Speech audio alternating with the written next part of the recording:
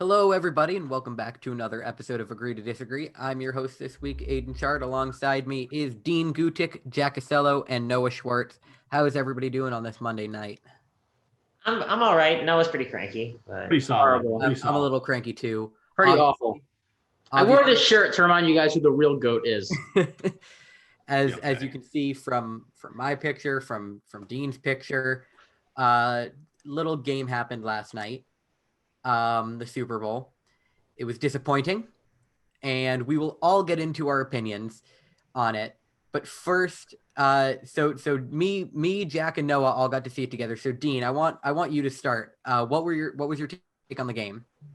You're also the only one who picked it correctly. Yeah. I'm not surprised. I'm surprised by how the margin of the score was, but I'm not surprised how the game went. I mean, what did you expect? The Chiefs O-line was a little beat up. The Bucs front seven is very overwhelming to go up against. I mean, it's the best front seven in the league. Vita Vea, JPP, Shaq Barrett, who's been phenomenal all season. Antoine Winfield, especially saying the peace sign to Tyreek Hill in the Super Bowl. And this was an offense I thought that could compete with the Kansas City Chiefs. They have a lot of star power. They have Tom Brady, who you can never count out in the Super Bowl, let alone the playoffs. I mean, I was surprised that the Chiefs could not score a touchdown whatsoever. I did not see that coming, and I didn't think that would ever be done. But I'm not surprised by what happened as much because the Bucs defense completely overwhelmed the beaten up Chiefs O-line, who were missing, I believe, 2 starters. Correct me if I'm mistaken. And 2 starters from this season, but 3 starters from last year's great team. Mm-hmm. Yeah, this is a great, like I said, beating up O-line, a great Bucs defense. The Bucs needed to get to Mahomes, and boy, they sent him running. Especially he ran for 497 yards or something like that in this game. 497 yards before passes and sacks. Before running around escaping the passer. Yeah, I think, and that shatters an NFL record. I don't know what it was beforehand, but that's an unbelievable stat. It's just unbelievable what happened. The Bucs got him. The Bucs got all the pressure. The Bucs. I mean, Brady got to Matthew too. The Bucs not only won mentally, but they won the game physically. The Bucs won on all aspects of this game. Yeah, I'm gonna agree mostly with what Dean said. I said this when we were talking about it, we were reviewing a preview for the game. I said the biggest X factor in this game is going to be the Bucs pass rush, and would they or would they not be able to take advantage of Kansas City not having their tackles? And also, I think their center, he was playing, but he was playing injured. I think, right? Kilgore, wasn't he? He was contact traced. Oh, so he was out for the whole week of practice. Yeah, basically. So he didn't practice. He didn't have a lot of preparation. So it was kind of almost like having 3 linemen out. But the Bucs took advantage of that. And you got to give, as much as it annoys me, and I can't believe I would ever say this, out of all people to contain Patrick Mahomes, the last guy on earth I thought it would be Todd Bowles, a former Jet coach who couldn't even contain Matt Barkley, who was signed 2 days before a game. So you got to give a round of applause to him. But it was unbelievable. The Bucs defense played great, and that was the biggest factor in this game. The Bucs defense did play great. You're right. Yeah. No. Not only did they dominate, but they weren't even doing it with blitzing guys. I mean, they were sending 4 rushers on numerous occasions at Mahomes, and they were getting there, I mean, easily.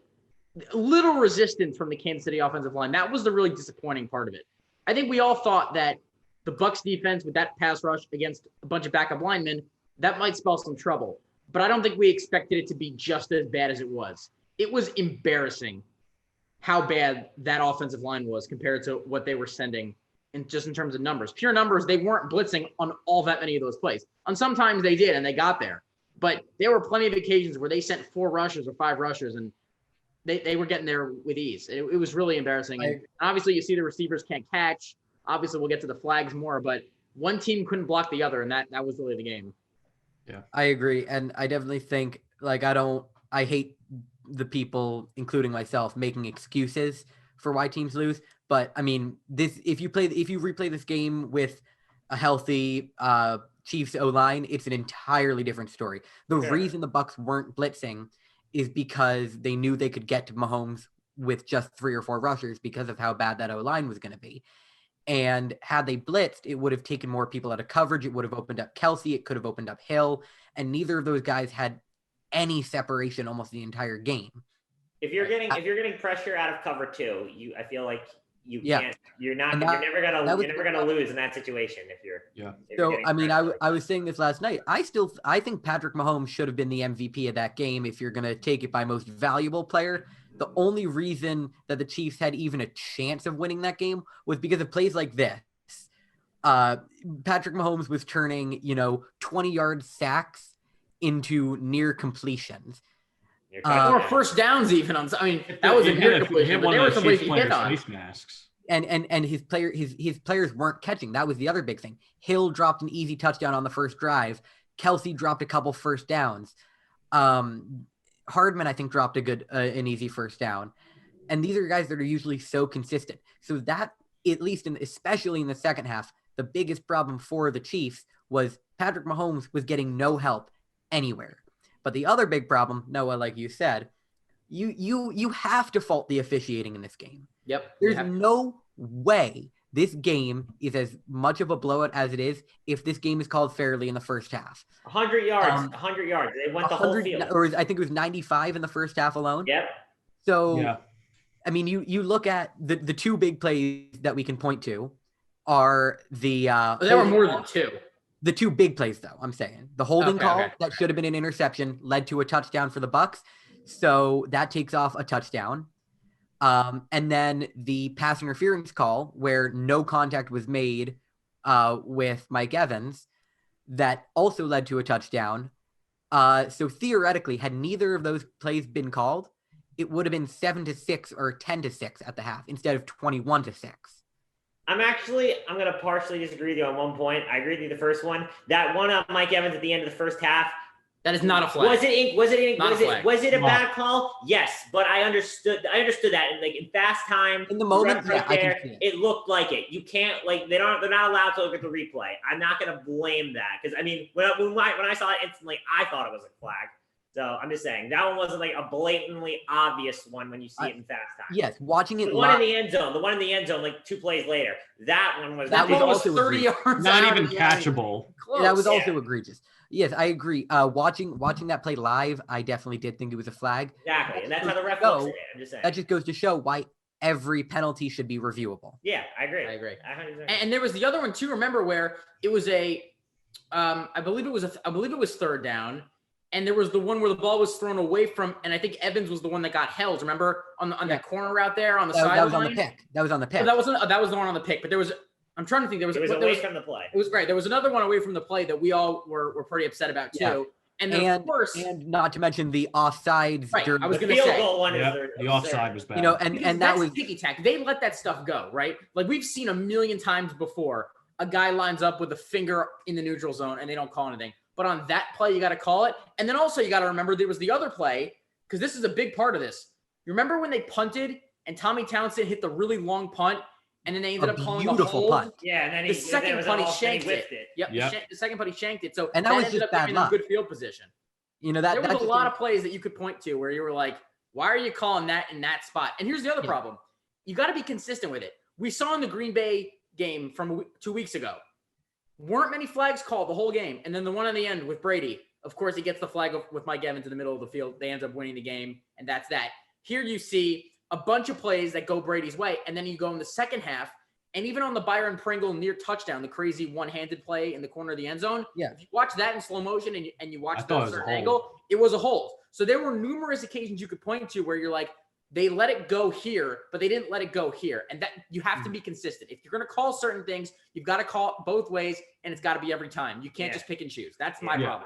I mean, I agree. I'll say this. I'll agree with you guys on the officiating part. I think the officiating was atrocious. And even watching the first half, I thought to myself, a lot of these flags are bogus. You got to let these guys play. It's the Super Bowl. Mike Evans taking notes from Neymar, how to flop or how to trip. I mean, listen, like Jack said, I understand at fast time, it looked like a PI. At first glance, it looked like a PI. Yeah. And then afterwards, it's like, the guy tripped. But besides the officiating, you can't blame the officiating too much. Now, I understand the score would have been different, and I agree with you, Aidan. However, you also got to think, like I said, the bigger story is the offensive line. which will probably end up being the biggest story of the Super Bowl, the officiating, and more so the offensive line and the offense not doing anything. So yes, the Bucs did get some help by the refs. However, I still can't take away from the Bucs' performance, especially defensively. I do think, I don't want to discredit the Bucs defense. I do think they played a fantastic game. And that's something that physically pains me to say as a Saints fan. The Bucs defense played incredible. Yeah. So let me ask you guys one question. The Bucs offense, I don't think they played particularly well. I was going to say, how do you guys think Brady performed? Because I thought he was decent. Didn't think he was special. I thought he was okay, but he made the throws that had to be made. Like, he made no mistakes. It was like kind of like the play it safe type of, Tom Brady played the same way that he played all season, as a game manager who made the throws when he needed to. Yes. Tom Brady, the best part about Tom Brady is the fact that he can control his players. He can control his offense. He really always has that under control. His offenses don't make mistakes, and I'll give that to him. But, as we saw this whole playoffs, he didn't look particularly great. A lot of his big chunk plays happened on broken coverage. And the reason that he was set up, his halftime stat line was impressive. Sure, 3 touchdowns, no picks, and 170 yards. But 2 of them wouldn't have been there. It very easily could have been 1 touchdown, 1 pick, and under 100 yards passing. And so it just goes to show kind of how circumstantial that all is. Yes, on paper, he had a good game. He also didn't deserve MVP. Even on the Bucs. Should have been the defense. I thought Gronk. It should have been a defensive player. It should have been Gronk. Yeah. Devin White was all over the field last night. And Jason Pierre-Paul. Yeah. Antoine Winfield.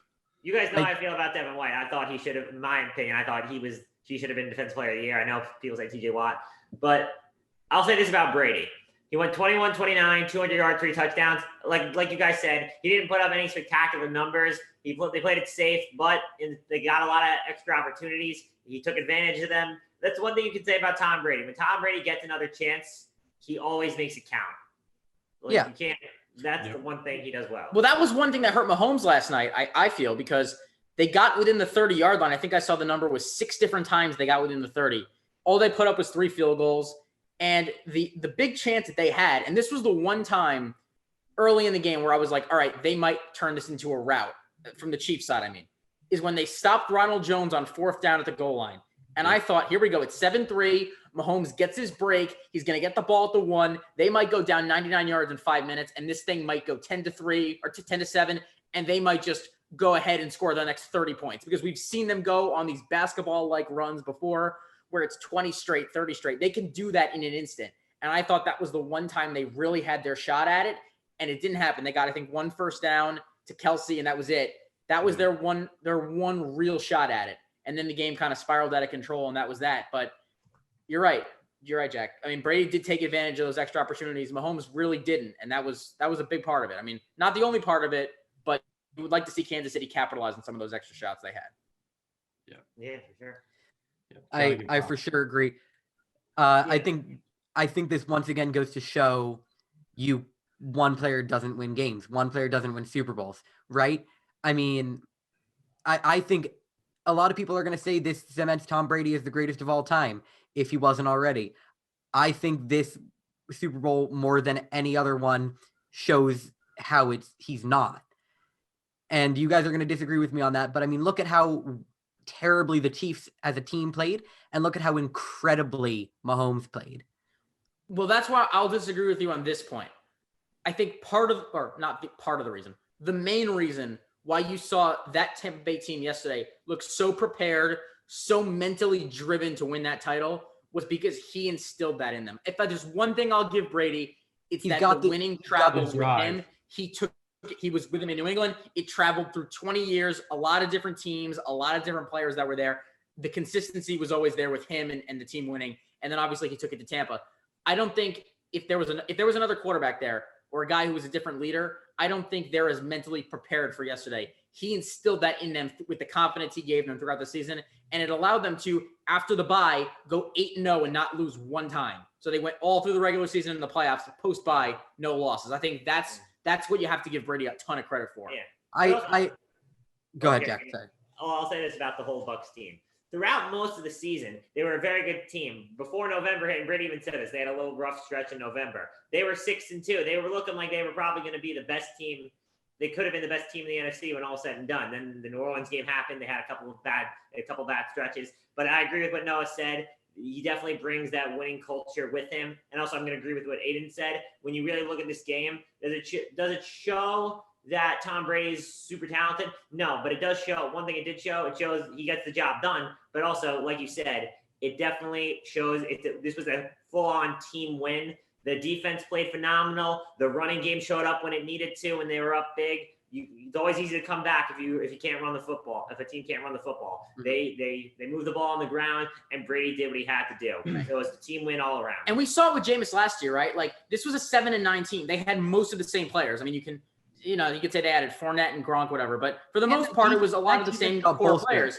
That defense got bolstered this year. No, but at the back end of the season, they were very good last year. But he squeezed Brady and Arians really squeezed every ounce of talent out of those players. That's something they didn't have previously. And I love Jameis.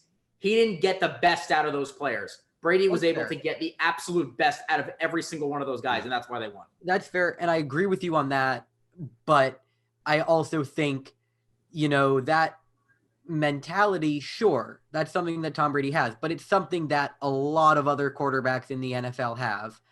And I think you could substitute Tom Brady in that game for almost any starter in the league, and the Bucs still would have won it with the way that defense played. Yeah. Very possible. That's fair. Very possible. Very possible. Yeah. So what do you guys think the Bucs need to do to improve? Because I think they're going to be back. Like, they're going to be really, really good. And the draft for them is just about best player available. One area. The best thing they can do is not bring back Tom Brady, if I'm being completely honest here. Like, no, think about it. Because you can repeat one more year, maybe two, you can contend with Tom Brady. But there is going to become a point where he falls off a cliff. You want to get a young quarterback now. Get one of the guys on the open market. So you wouldn't just bring him in as a backup or just draft somebody in a year? Maybe one more year with Brady. But, like, he's going to hit a wall eventually. I know we've said it's coming for the past, 5 seasons at this point, so I'm not going to say it's coming next year necessarily. But there will be a point where Tom Brady hits a wall, and you need to be ready for that. It happened with the Saints this year. We saw Breeze hit a wall. It's going to happen with Rodgers. It happened with Roethlisberger. It happened with Manning. Every old quarterback will get to that point, and Tom Brady is no exception to that. It's just a question of when.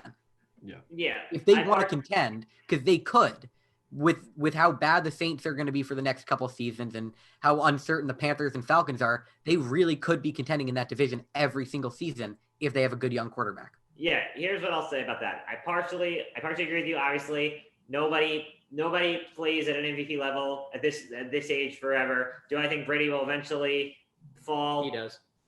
Stop it. Do I think he'll eventually fall? Yes, but I'm not going to say it's going to happen because he's been proving us wrong for all these years. So I think you stick with Tom Brady for now, at least. Definitely one more year. Depends how he does. Maybe you give him another after this one. One area I could definitely see them improving. I think they should try and add some veteran leadership, especially in the secondary. A guy like Richard Sherman would be a great fit for them. A guy who's been in the league. He's played in playoff games. He can mentor a lot of those young guys in the secondary. That could be a great spot to improve. If you want to add some youth I'd vote for in the draft. I would also kind of focus on the D-line, maybe get a little more youth there. They're a little bit like Ndamukong Suh. You want to get another guy to replace him maybe a year or two. So that's another area I'd improve. And I believe this, guys. I don't know what you think. If there's any shot that Julian Edelman can get himself out of New England and find a better situation, there's no better spot for him than Tampa. There's just not. And I think the one player from this team that I would bet on them losing is Chris Godwin. I think Shaquille Barrett's the one guy they'll definitely try and re-sign out of the more expensive players. He's like a $20 million a year pass rusher. I think he'll be back. I can't say the same about Godwin because they already have so much at wide receiver, and they have that kid in the 5th round, Tyler Johnson, who they really seem to like. Edelman would be a fit. Scotty Miller's there, they right? They already have an Edelman. Scotty Miller is Edelman. No, he's a deep play, a big play, fast guy. I feel like Edelman's that underneath route sort of runner they don't really have, and I could see it being a fit. And remember, Brady has a lot of control there personnel-wise. I mean, we don't want to say it because it's like, oh, Jason Light's done a good job, But when Brady said, "Oh, I want AD in, or I want Gronk to come, or I want Fournette to come," they made those things happen. So if Edelman said the word, I think it would happen. I wouldn't be shocked if they brought him in, and then I would think, Dean, and you can tell me if I'm wrong on this, I would think another running back might be of use to them because I don't know if Fournette will be there. To me, he's a starter. I would try and get the big contract if I was Leonard Fournette. I actually agree with you on this one. I was gonna say, I think if the Bucs need to get better, other than like get some youth guys, get some of the young blood in there, so they can be in there for the long run. I think running back may be a position to look at if I'm the Bucs. I thought Ronald Jones was solid this year, but I still think you could explore your options or possibly find a better running back, especially if they get someone like.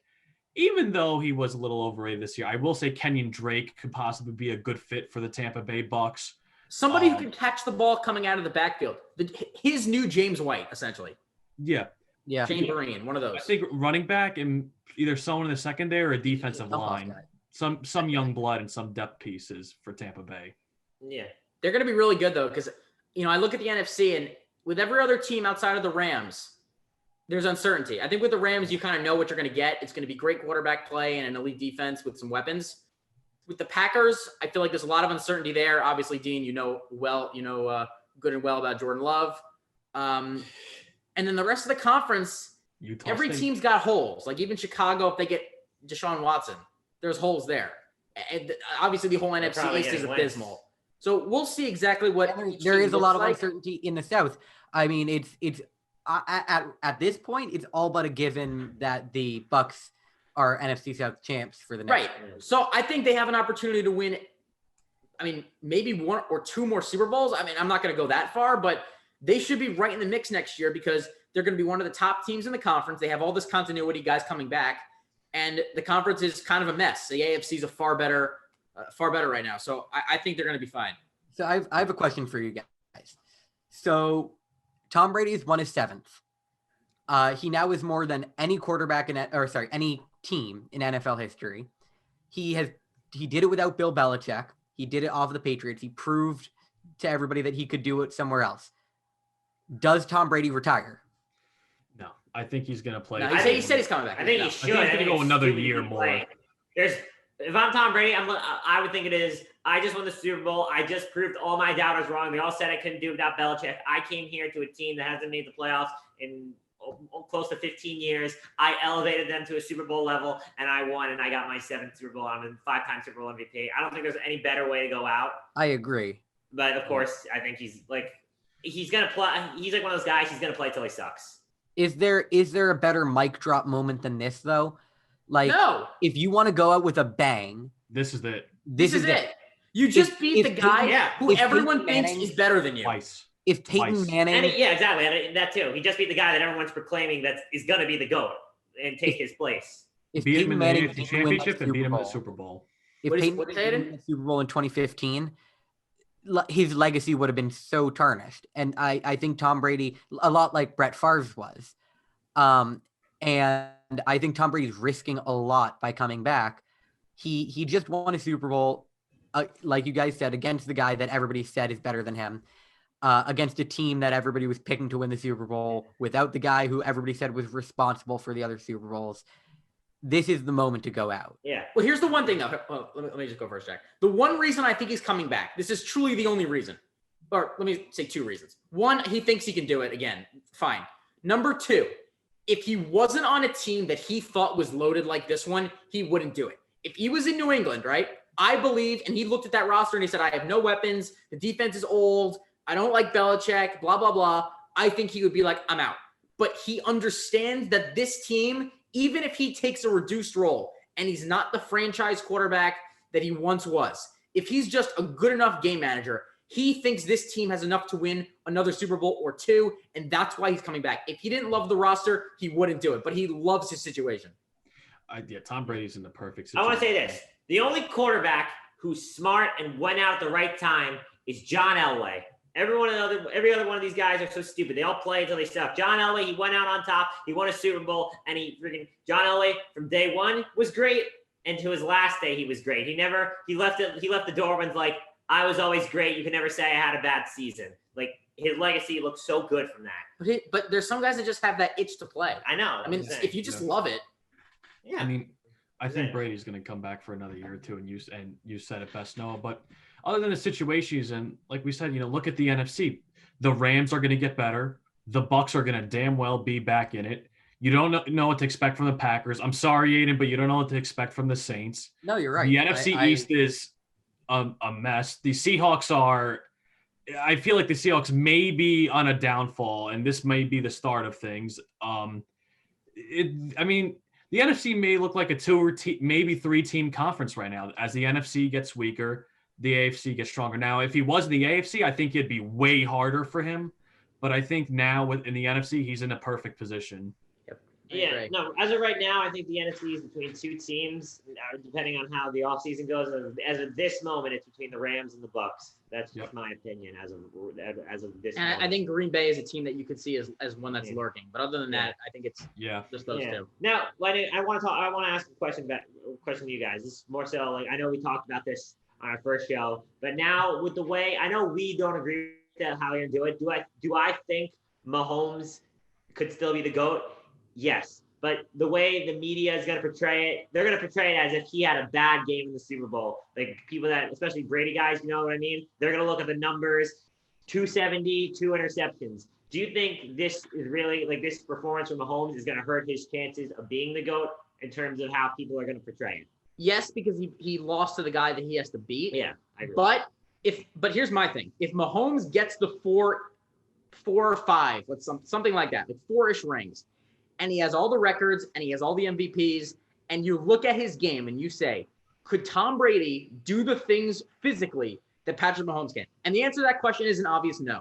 He's the GOAT. Okay, so it's harder today than it was yesterday. It's significantly harder today than it was yesterday, but it is not impossible. And what we have seen this guy do in the last 3 years, we've never seen this before. To start a career, to be the best player in your sport from the very first game you play in is something that we've never seen of any athlete, I think, ever. Yeah. So Mahomes has the ability to be that guy, and I think ultimately he'll finish as 1 or 2. Yeah. Just depends on how many rings he wins, but he's going to have all the records, and everyone's going to look at him as just this all-timer because he is. But also, I want to add in one thing about that. I believe now they've played, just correct me if I'm wrong, I believe they play each other now, 5 times Mahomes and Brady have gone head-to-head?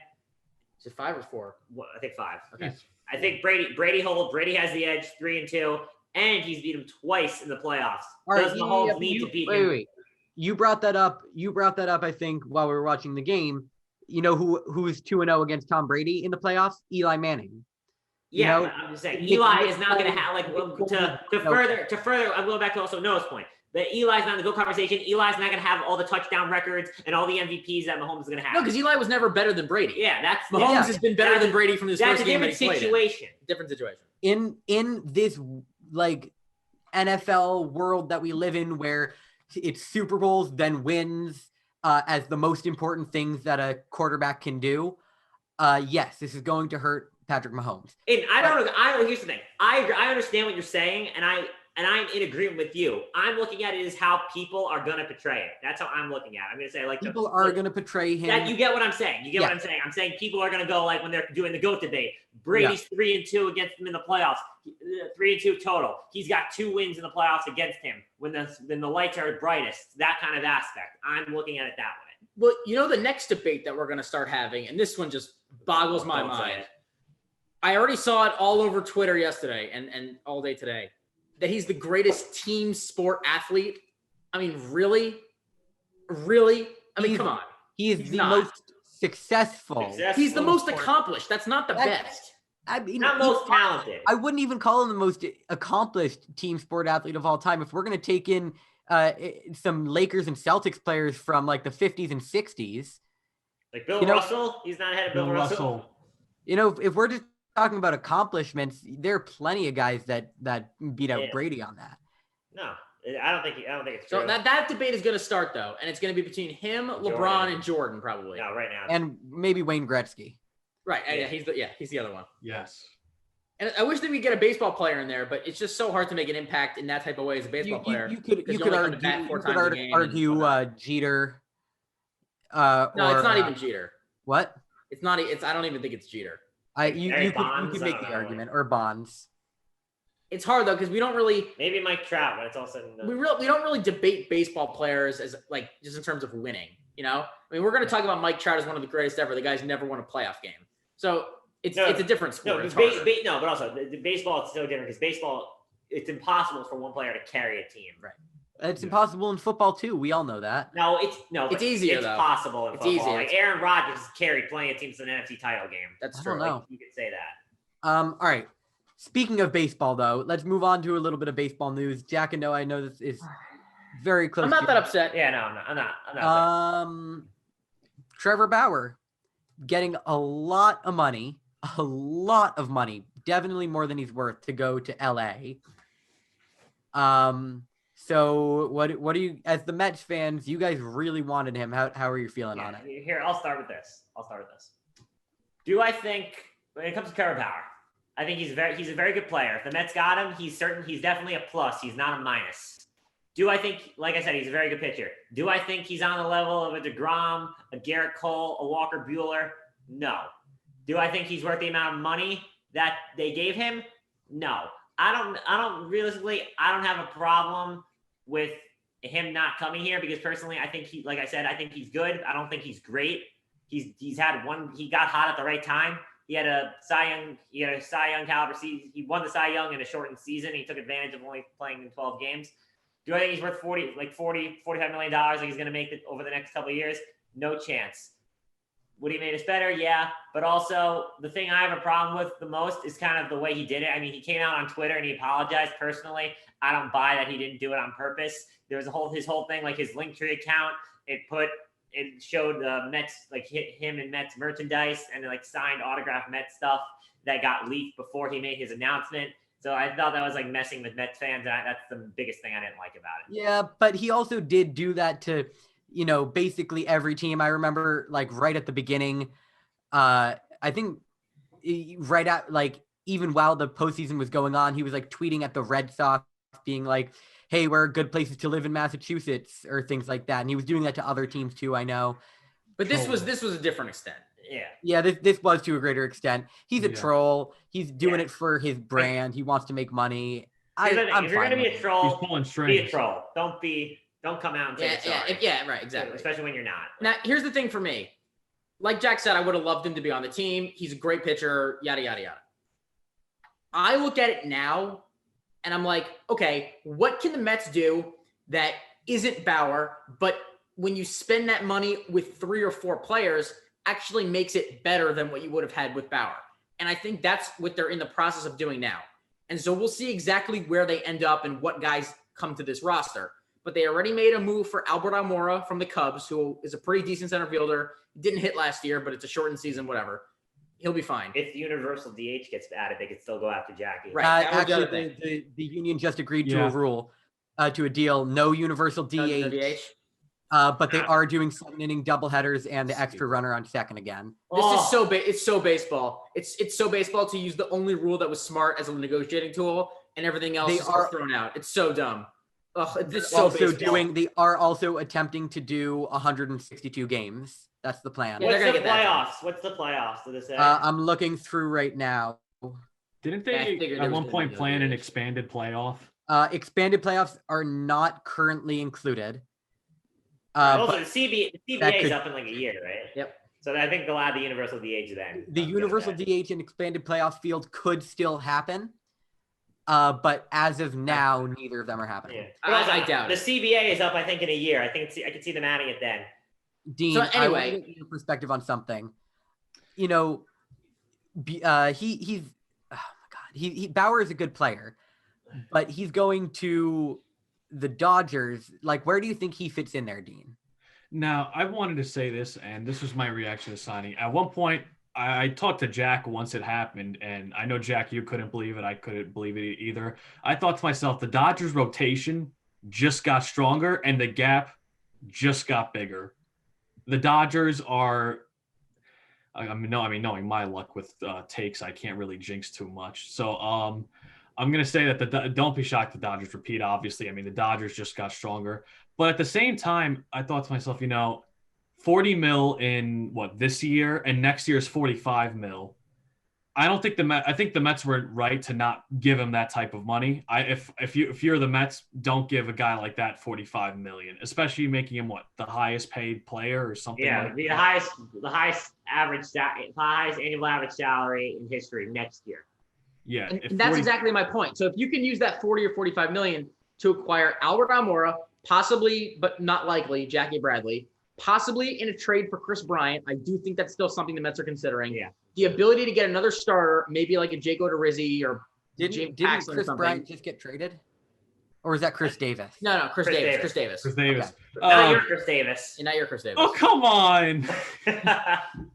I'm just playing. That'd be kind of funny though if they were on the same team. I would have celebrated. So that's the thing. So the Mets have the ability now to add extra depth to their lineup and to their rotation and their bullpen, like whatever they really want to do. But my point is, you don't need to spend all your money and put all your eggs into one basket. You can spread that out over a couple of different guys and get similar impact. And by the way, we don't know if Bauer is going to be this ace pitcher that he was a year ago. Like I said, he's never been that. I don't even think he'll be that. Why do we think that now? Like I said he got hot at the right time, and he was in the right situation to get a huge contract. That's right. So he might not do that again. But consider it this way: you have 3 Cy Young caliber starters on the Dodgers now. Yeah, and David Price. Exactly. So 4 Cy Young caliber pitchers, if they're all pitching at their best. And by the way, Julio Urias in the playoffs last year was unbelievable. Yeah, and it doesn't in the end it doesn't really matter if Bauer is pitching at an ace level, because Bauer is not going to be the ace on that team. He's going to be the third. Exactly. Here's what I said. In the rotation. And so if you're putting up Bauer as your third best pitcher against any other team in the MLB, that is like starting a major league pitcher against a single A pitcher. Yeah. I 100% agree with you. I would think Bauer is below average to average number 2, and I think he's a great number 3, which is exactly what he's going to be in this situation. Yeah. David Price is the godlike number 4. I think that is crazy. I agree with everything you said. And also for the Dodgers, you can understand them doing this. They have a really good they have a great young team who they don't have to pay a lot of money for a lot of their guys right now. You don't have to pay Seager right now. You don't have to pay Bellinger. They're going to have Gavin Lux coming up. They don't have to pay him for a while. This didn't hurt them. And honestly, you guys can say I'm crazy. I expect this team to win around like 110, 115 games. Yep. Yeah. I think so. I agree. I mean, all right. But to Mets fans, just want to say one other thing. To the Mets fans out there that are upset, if it ends up going the way that I have a feeling it might, and he's a third starter anyway, he puts up third starter numbers. Yeah. Just understand what they passed on. Yeah. And understand that they did a smart move here. And by the way, if Bauer has a great year and the Dodgers can't afford to pay him in a year from now because they have to pay Seager and everybody else, the Mets could be involved in this again. Exactly. So this is not over with the Mets and Trevor Bauer. This is something that could happen in the future. Yeah. Also, and just another point I want to add to that, the Mets rotation is still not even bad. We still have the best pitcher in the world in Jacob deGrom. Syndergaard will come back soon. He can be healthy. Stroman's going to come back. We got Carrasco. We have David Peterson. I expect improvement from. The Mets have a very good rotation. Yep. So they'll be fine. Yeah. Not worried about it. Like I said, the Dodgers played at a line. The Mets might have struck out, but you could do so much with that 40 to 45 mil now for the Mets. So this is a good chance for you to take opportunity and use that money elsewhere. Yeah. I mean, and the Mets did everything they could too. Yeah. They should have no regrets about the way they went after Bauer. If they really wanted him, they made every attempt. It's not something they did wrong. Yeah. And I mean, the Mets, they made the biggest move to me. They made the biggest move of the offseason when they acquired Lindor. Nothing to me will beat that. All right. So let's move on. Let's just go to our winners and losers. Jack, you and I are winners this week. You want to give us your winner? Sure. I mean, it's hard not to, as much as I don't want to do it, it's hard not to say it. My winner's got to be Tom Brady. How can it not be? He proved this was the season. When you look at his the journey this year, he came here, everybody doubted him. He made it to the playoffs. He beat Breeze and Rodgers in their houses. He went to the Super Bowl and beat the guy that everyone says is going to be better than him. So as much as I hate to say it, it's got to be Tom Brady. Dean, who you got for your loser? I was going to say Kansas City Chiefs. First of all, Jack, you're forgetting that Blaine Gabbert also led the Tampa Bay Bucks to the Super Bowl. And so did the X Factor himself as my profile pick, LaShawn. By the way, wait. Wasn't this interesting too? Don't you guys feel like Blaine Gabbert and Chad Henne have had like the most identical careers of any quarterbacks? So true. And they played each other in the Super Bowl. That's so true. They have identical careers. It's amazing. And then LaShawn McCoy doesn't even play a snap last year. He doesn't play a snap this year, and he wins. That's load managing at its finest right there. Yeah. I mean, you could say Kawhi Leonard load manages, but I think LaShawn McCoy just took it to a whole new level. Fourth string running back. Yep. Loser's got to be the Chiefs. Abysmal performance, more so from the O-line. Had Pat Mahomes running 497 yards is just, that's insane. That's unheard of. And like I said, to have that happen to the Chiefs, I don't think it's ever going to happen again. The Bucs did the impossible. And I'm sorry, Jet fans, but sometimes it's better to be a coordinator than it is to be a head coach. And that's what Todd Bowles is. Amen. That's for sure. I know a guy. My winner is going to be Adam We Gase. know every guy. It's true that. We know every guy.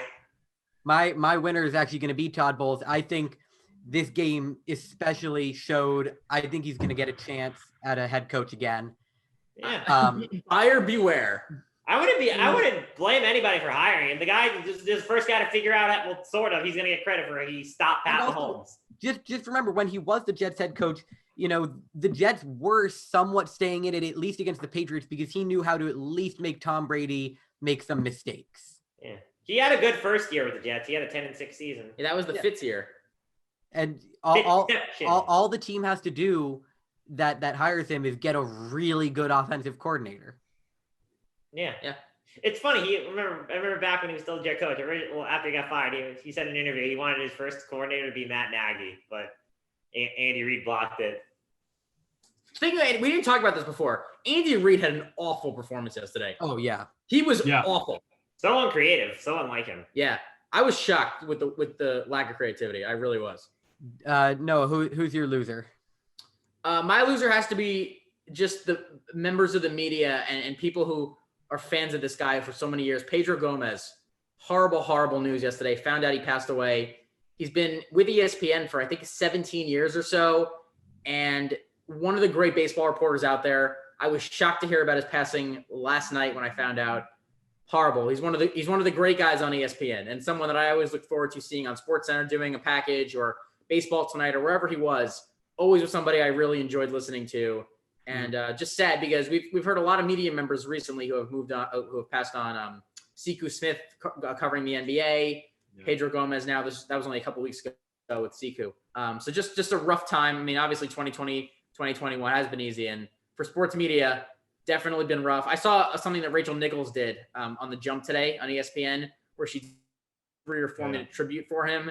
It was really moving. I definitely recommend everybody watch it. So R.I.P. Pedro Gomez. Definitely rough news to hear that yesterday. All right. Well, that is all that we have for you guys this week. Hopefully we'll be back on VIC soon. But for now, it's been a pleasure doing another YouTube video with you guys. So we'll see you next week.